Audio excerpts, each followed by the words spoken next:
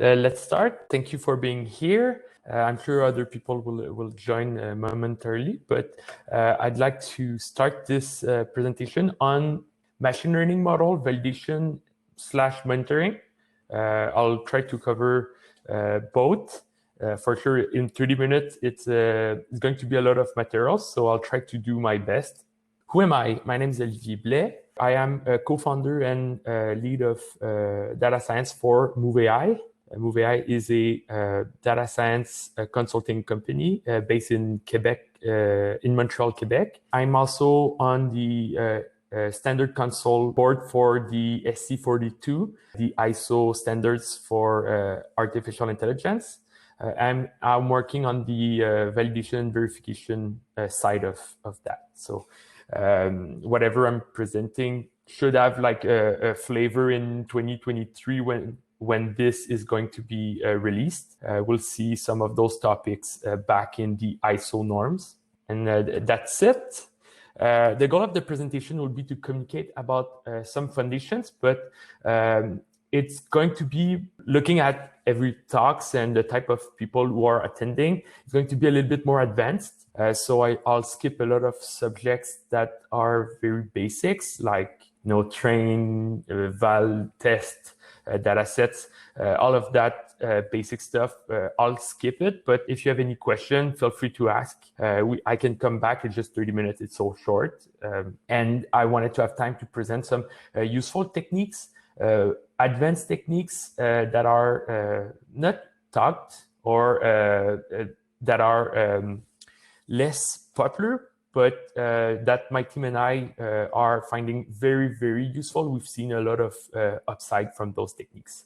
First, here, why is it important to validate a model? When you're a data scientist, sometimes you'll do some models that seems very awesome, but at the end of the day, sometimes it's just that you're overexcited. You're using some data that is pretty biased and not representative of the reality. And you end up having a model that's really far from the truth and from the benefit that you're looking for. And this is why validation is important. So model validation at the end is really to gain confidence. The goal with validation, and I'm not going to talk about a validation for a data scientist, a set of tools that the data scientists need to use to select the right model. I'm not going to talk about finding hyperparameters.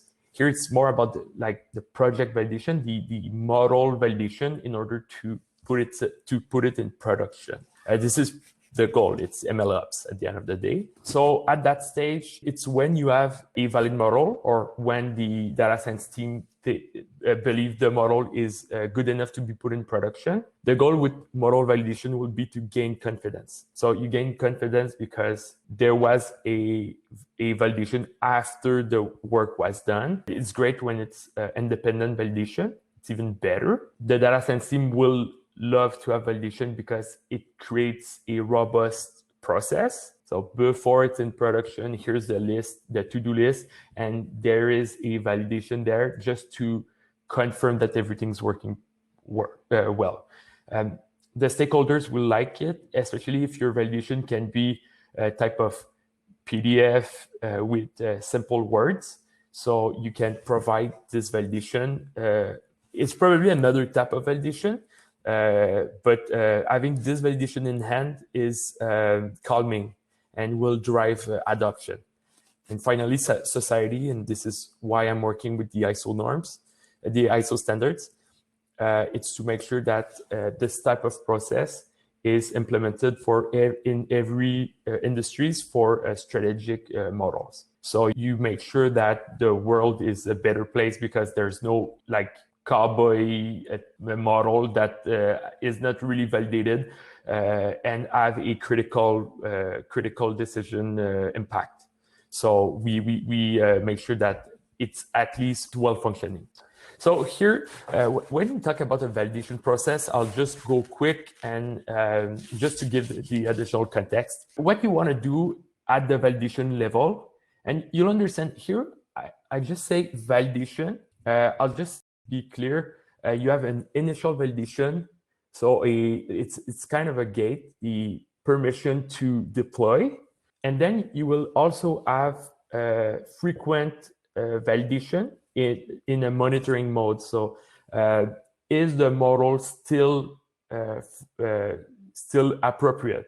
Do you need to retrain?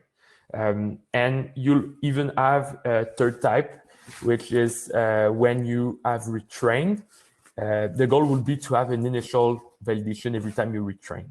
So should I put it back in production? Especially when you retrain it, it can get very ugly. By the way, I didn't say it, but feel free to ask any question in the chat box. I'll try my best to answer at the end of the presentation, but otherwise I'll try to answer them offline.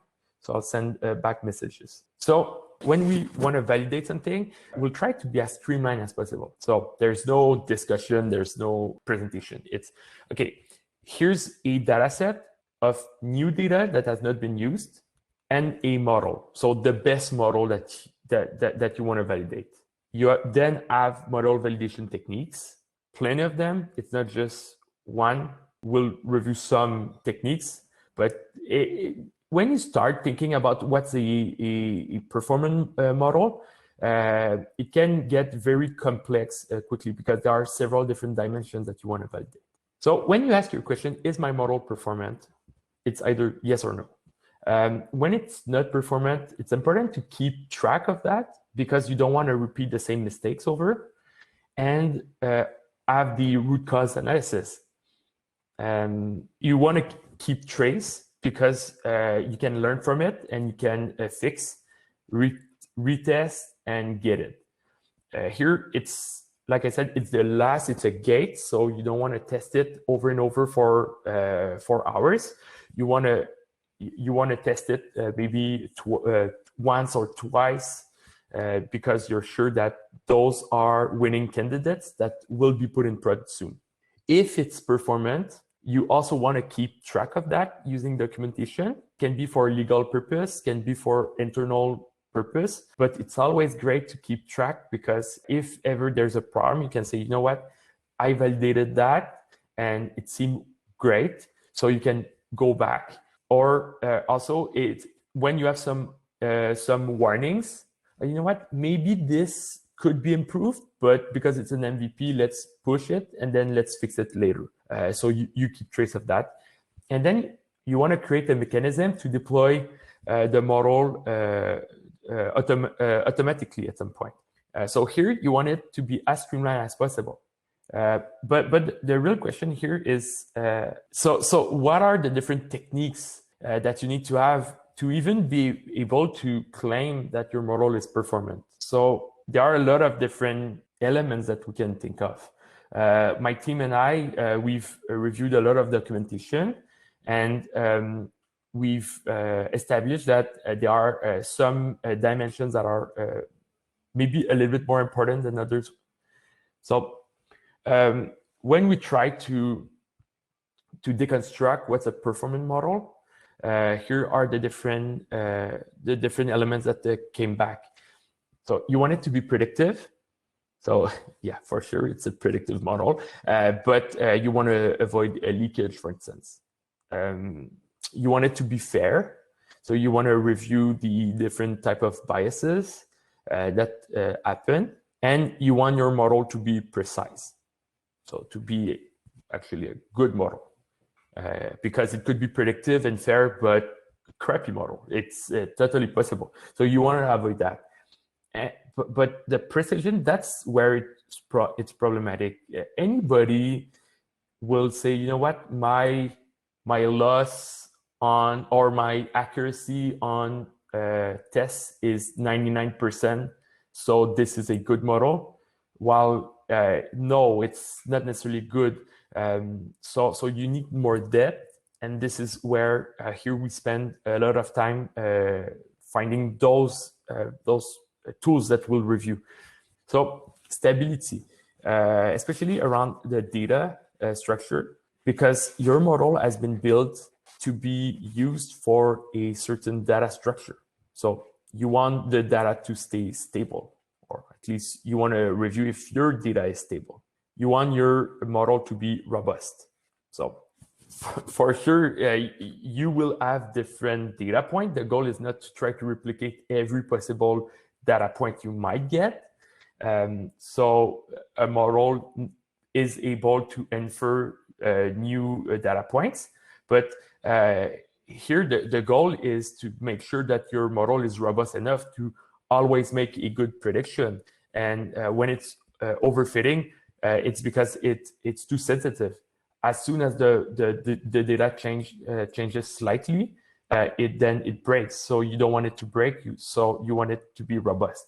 And finally, you want it to be certain. So the certainty aspect of it is important. If you're looking at accuracy for a classification and you have a class 1 and a class 0, sometimes it can be invisible to you, but when you start looking at the loss, the goal is to be as certain, so as close as possible from 0 and from 100% accuracy, 100% like probability. And so you're sure about what you're claiming. This is quite important. And this is we will focus on those techniques today. So let's look at data stability. Data stability is a way to measure the structure. So the way the new data resemble to the baseline data.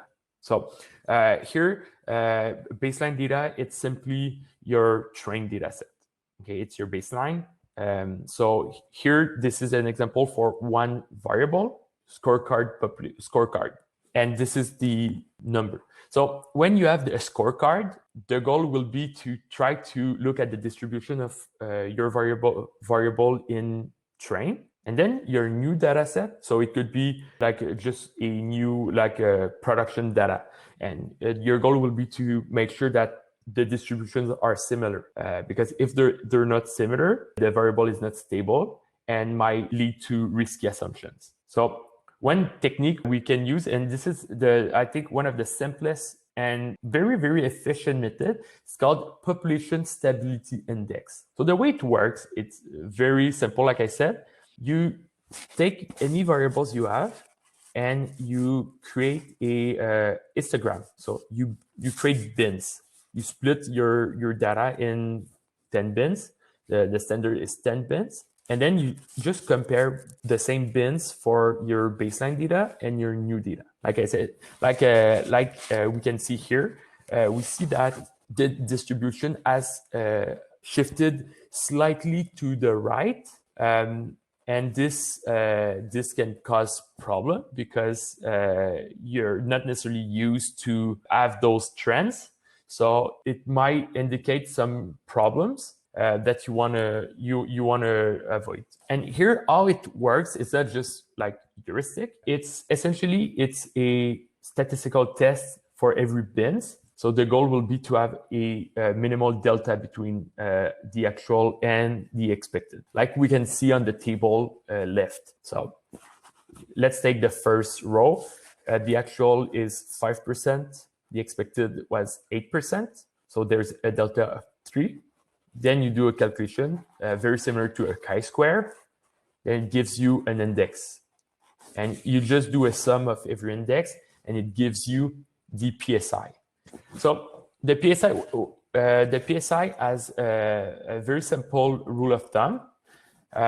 So when the PSI is over 0.1, you need to start digging around because it means that there's an identified discrepancy between the new data set and the trained data set, and it means that you need to dig around. It's unsure if your model will perform as well on the new data.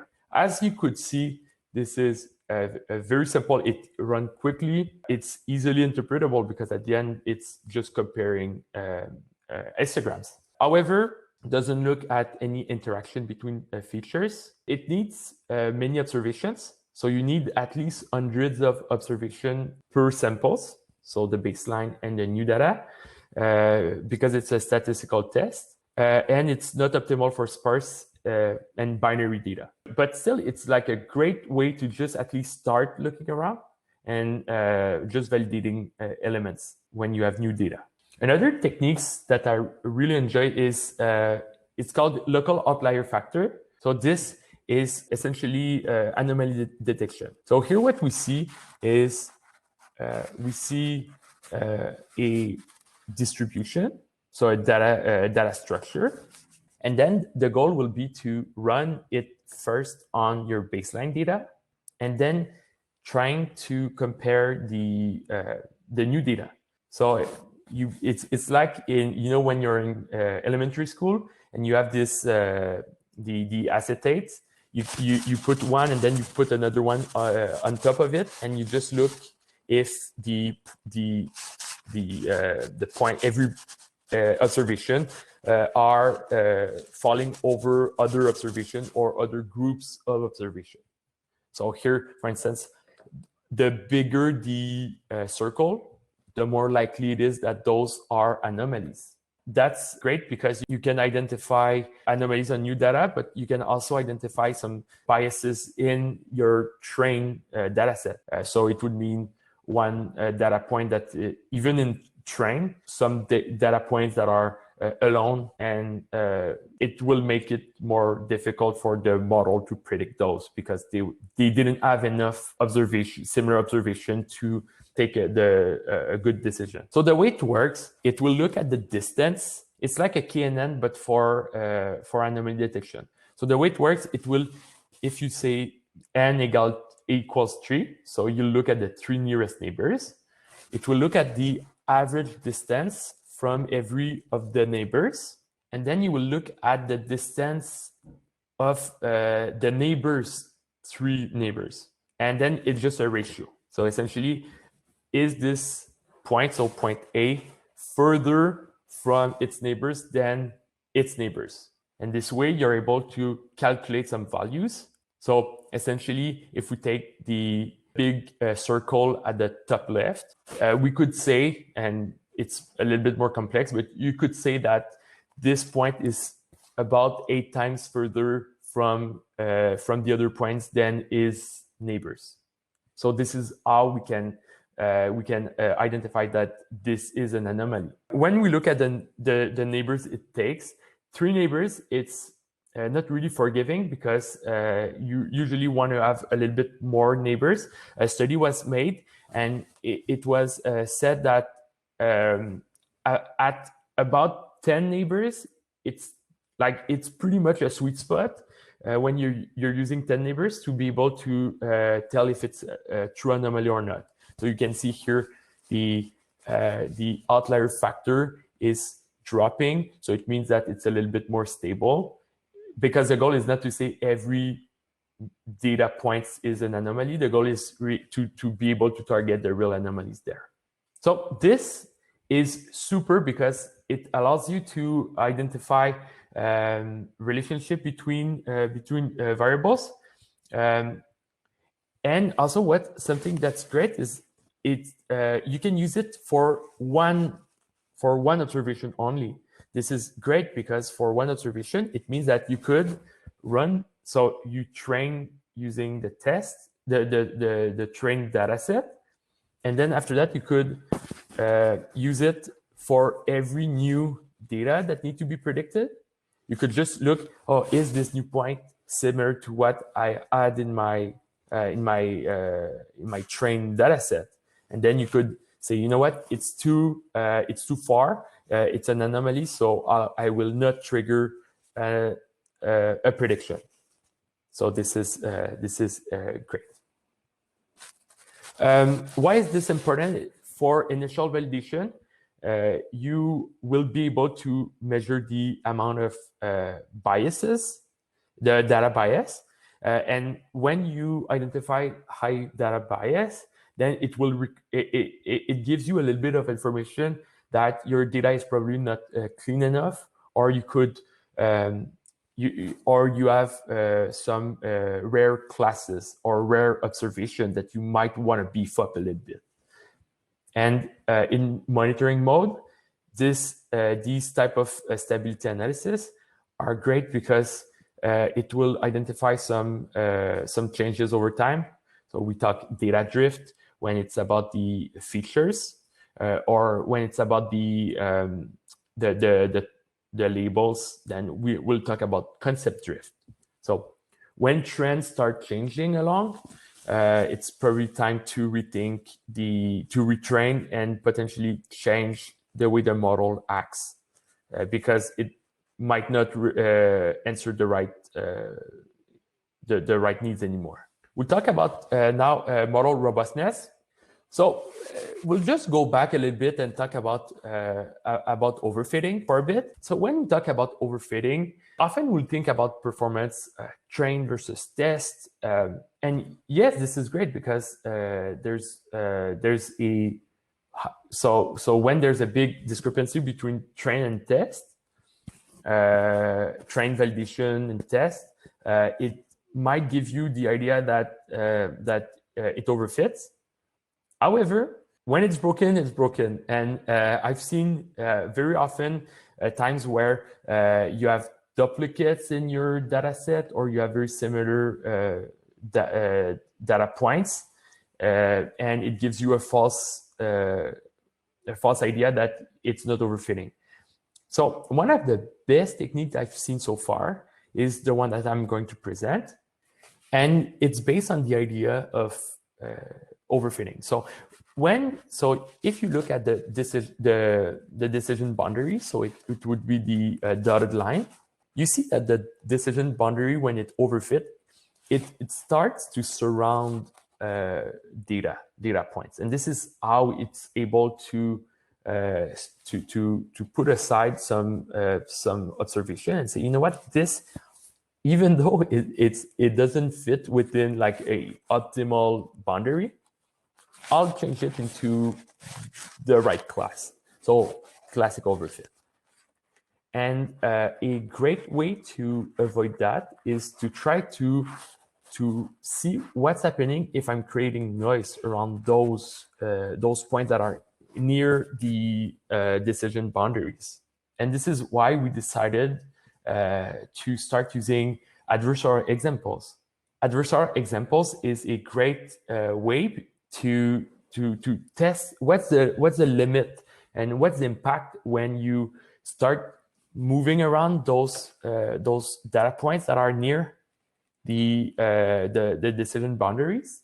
So adversarial examples, many people know what's adversarial examples nowadays. We talk about it, but mostly for hacking and for security purpose. Here, I'm talking about it from a robustness purpose. So the goal here is to try to say, you know what happened if I target the data points that are the most vulnerable, and I'm adding just a little bit of noise? What is the impact on my performance? There are plenty of great packages already existing, or great methods already existing that you can use. Something like fast gradient, sign methods, FGA, SM are good methods that you can use. And the goal will be to see, so if you create noise, so the blue X are pushed, will it impact greatly my performance or not? So here you can see at the right, if we compare two models, you can see that one model is more performant than model one, but is a little bit less robust. So as soon as you start creating a little bit of noise, you'll start seeing performance drop more abruptly than a model 2 that is a little bit less performant or less precise, but much more robust.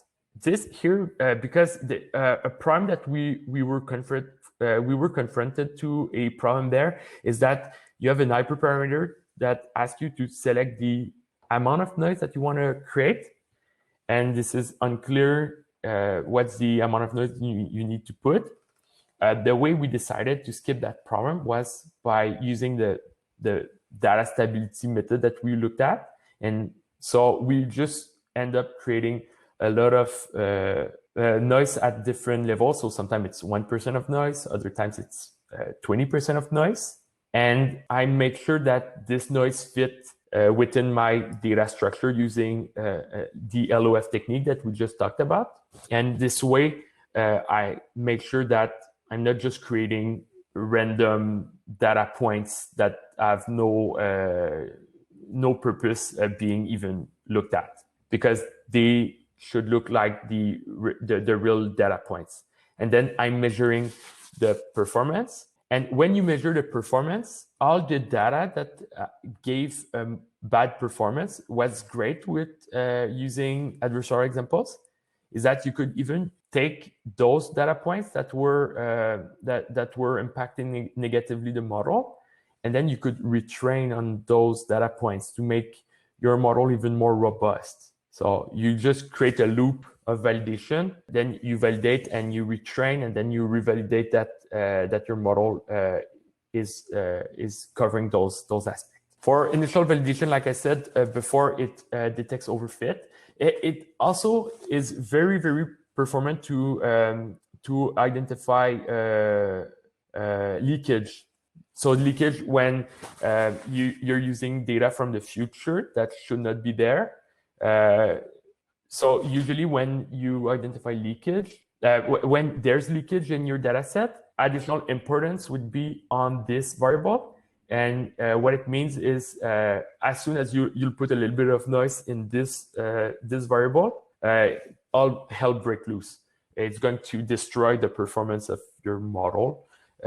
So this is how you can also see leakage there. And suffice to say, so the initial goal was only to look at extreme scenarios, but we were pleased to see that it covers so much more ground. But here it would cover extreme scenarios that might happen, but have not happened yet. In production, it's not something that you will use in day-to-day, but you can use to train your model to cover those in day-to-day, and you can reuse this technique every time you retrain, because you don't just want to have a good initial robust initial model, and as soon as you retrain, it starts being just on the like accuracy or loss. You also want to make sure that every iteration of your model stay robust. Otherwise, what's the point? The last dimension that we'll look is prediction certainty.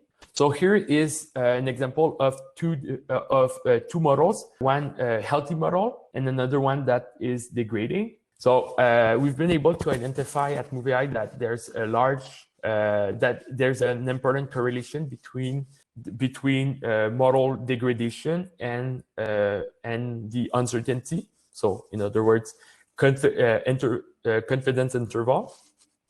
So here what you see with time the confidence interval is increasing when it degrades. So the performance will degrade and the confidence interval will increase. When you're on the spot, because you don't just want to wait until you get the ground truth to tell if your model was good at the time. You want to be able on the spot to identify when your model is triggering a bad prediction. And because you don't want to look at the performance that's decreasing, at least you know that if you're looking at an increase in confidence interval, you can have a sign that your prediction you're making is probably not super accurate. And this is what we were using. It's another tool that we're using. But I know when we talk about confidence interval, often we feel like we're like it has been 10 years and we're talking about linear regression. Here, I'm going to talk about a way to do it using deep learning. And this is so easy, but this is something that we don't talk very much. So let me explain. When you train a deep learning model, you'll use often you'll use a dropout. And then when your model is robust enough, is optimal enough, you then say, you know what, my model is great. And then you just, okay, my job is done. And then you stop using a dropout anymore. But here, what I'm suggesting, and you can see the link underneath, is you can every time you predict, you can create a function that will remove some neurons in randomly, and then you could try to do a prediction with 100% of the neurons, so like normal prediction. But then you could create a bunch of triggers. So if you remove 10% of the neurons, 20%, 50% of the neurons, what's the prediction that is triggered? So here you can see a little bit the different dropouts. So here it's from 20% of the dropout that are of the neurons that are dropped to 60% of the neurons that are dropped. And then you can characterize, you can see the span of your prediction. By the way, this is something you don't only have to use a confidence interval on regression. You can use it as well on classification. So here is an example. If you use your full test set, what you could see is you could see your prediction, your normal prediction, and then you could look with dropout the span, and it really clarify the amount of amount of uncertainty that you have when you start doing your predictions in real time. And also, this is something you can use in real time to prevent predictions that are just too large to be proposed to your end users. So here is an example in real time. So you could measure the average confidence interval by week, for instance, and then when it increases to more, then you could retrain your model. So like I said before, you can, for initial validation, you can measure the comfort of your end users, and then during monitoring, you can just monitor and make sure that uncertainty is not increasing too much. So in conclusion, and I'm sorry, I know I talked about so many things, but in conclusion, I hope that I was able to convey the message that validation is super important and is not only about looking at the precision, looking at accuracy or loss. You need to look underneath. Is it stable? Is it robust? Is it certain? And then also, if I had time, I would have talked about fairness techniques that, in my opinion, is really important as well. And the techniques that I just talked to you about are great techniques that are still underdog. They're not. The validation side of deep learning is not super popular these days, but it will become very soon. And I hope that you'll start using those as the same type of methods, and then we could start having a discussion. So thank you very much, everybody. I'll go in the chat and I'll see if I have any questions. Okay, so there was a question about accuracy versus certainty. The problem with accuracy, for instance, in a classification type, it's because the accuracy is when you look at the class by itself. So if my prediction is over 50%, it's a 1. Under 50%, it's a 0, for instance. The problem you have is that you're pretty blind if your prediction, if your probability is at 52%. Yes, you felt into a category that might be good when you train it, but you're very uncertain that you reach the right conclusion. You're at 2% from flipping the other side. So this is the difference between having a good accuracy versus having a certain prediction. When we talk about, there was a good question about, okay, I think it's an answer, but imbalance. By the way, when we have imbalance data set, here what I'm suggesting for when you look at when you look at population stability and the data stability methods, when it's highly imbalanced, I would split it in two. If you only have 1% that are, I don't know, churners or cancer patient, you probably need to look at stability of this population separately, and then do it on the non cancer patient. The population stability index. This one, the population stability index, I'll always use it. It's always a good first step because your population stability index, it's so easy to run and it gives a good idea. Then after that, you can go into the next, and often when you don't see big discrepancies, that's when you want to trigger other type of methods. But the other type of methods, it's probably more into a monitoring purpose when you want to validate every new prediction if it's an anomaly or not. Yes, LOF is a technique that allows you to tell if the prediction if the data that you're about to use to make a prediction should be used. So yes, here I can give a clear example with COVID-19. Some behavioral data has changed, and if your model has not used this data, which probably has not in the first phase of COVID, you could see discrepancies there that you didn't have time to capture. So what it would do, it would just identify those and then just tell you, you know what, you have a problem, so fix your things, because otherwise we like the prediction will just not be good, because you should not extrapolate when it's so different.